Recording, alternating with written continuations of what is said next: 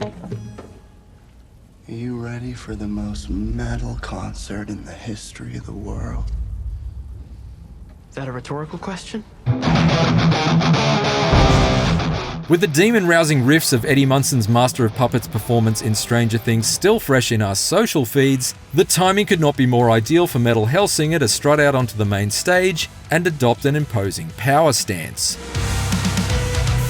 Taking the love affair between doom and heavy metal music and melding it into an official marriage, Metal Hellsinger's rhythm-based rampage through the fiery depths of hell had me gleefully headbanging along to every heathen-seeking headshot. I couldn't help but be slightly disappointed though, that much like the ethos of the musical genre that powers it, Metal Hellsinger is here for a good time rather than a long time. And when I rolled credits after roughly 4 hours of play, I was left with the impression that while it's undeniably heavy with metal, it's also surprisingly light on features and content.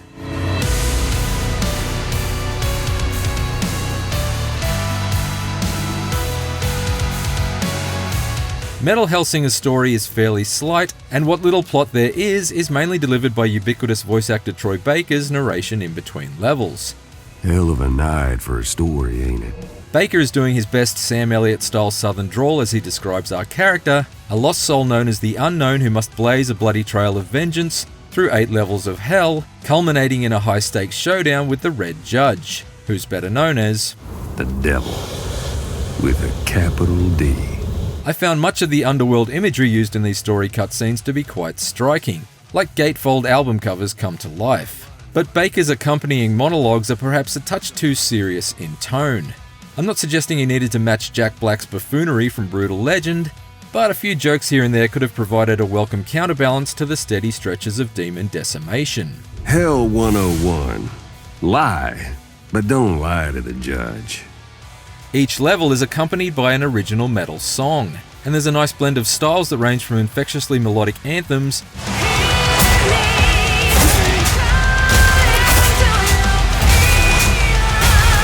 to higher intensity Cookie Monster meltdowns. Its track list is uniformly modern sounding though, so old school fans hoping for slabs of Sabbath style classic metal or early 80s thrash will be left shaking their heads instead of banging them. No stairway. Denied.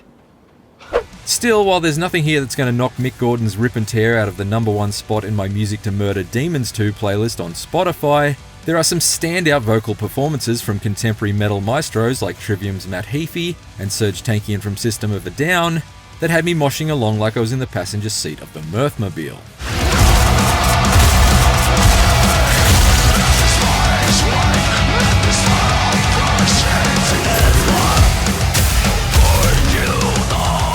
Unlike Doom or Doom Eternal, Metal Hellsinger's bone-crushing musical accompaniments aren't just there to accentuate your assaults, but rather they serve as your conductor in this symphony of destruction.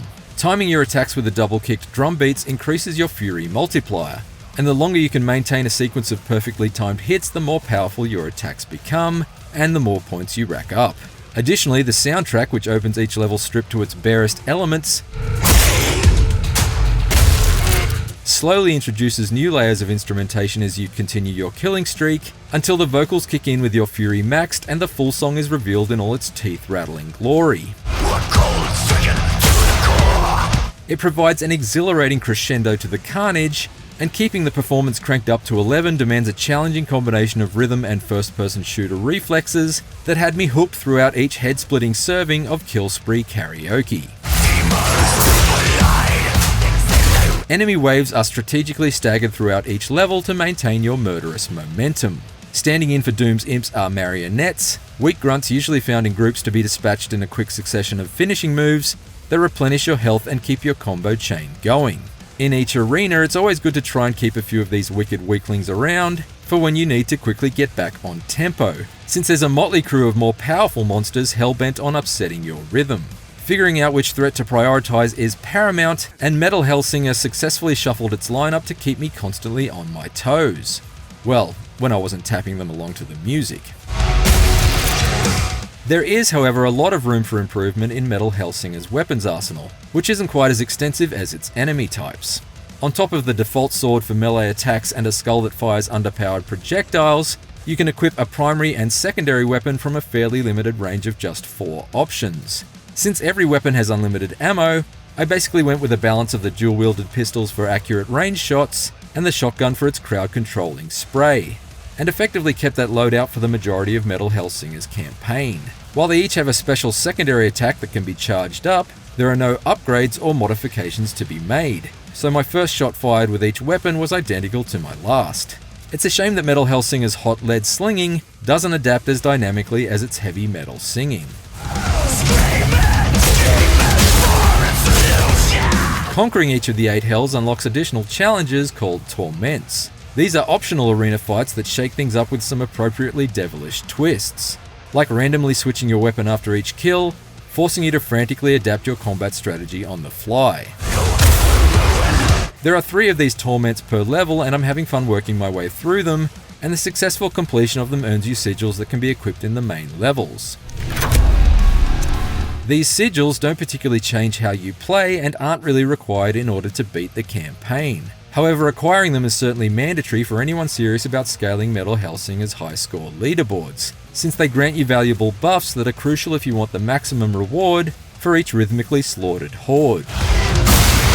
I wish I was personally more invested in striving for high score supremacy though, because there's otherwise not much of an incentive to replay Metal Hellsinger's string of short-lived slaygrounds. The songs may be unique to each setting, but while the environments themselves are lavishly rendered, they're also structurally similar, and your double jump and dash abilities are fairly stock standard compared to the more hypermobile movement offered in Doom Eternal.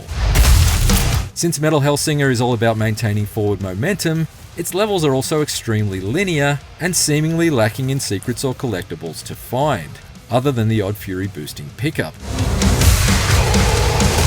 It's also disappointing that, aside from a spectacular final boss encounter, every end-level boss is just a slight variation on the same winged demon design. Their attacks differ, but your method for killing them is consistent, which means they are impressive to encounter at first, but grow increasingly stale with each subsequent appearance. I wish there'd been a different Hellborn headliner waiting to bring the curtain down on each groove-heavy gauntlet run. After all, Raining Blood is one of the greatest closing tracks in heavy metal history, but I wouldn't want absolutely every Slayer album to end with it. Metal Hellsinger is an enjoyably rhythmic riff on the metal-propelled mayhem of modern Doom, but its short length and modest variety in weapons and boss fights means it feels more like an energetic but unfinished collection of garage demos than a fully fleshed out album. Hellraising high score chasers will no doubt get the most mileage out of replaying the 8 story missions, but it falls short of id Software's heavy metal masterpiece when it comes to providing a truly meaty first-person shooter campaign, and the absence of any other major modes or multiplayer makes it feel a bit on the slim side when compared to similarly priced games. As a result, Metal Hellsinger might not be the greatest demon-slaying shoot-'em-up in the world, but it's certainly a stirring tribute. For more IGN reviews, check out our verdicts on Splatoon 3's single player and Beyond the Wire, and for everything else, stick with IGN.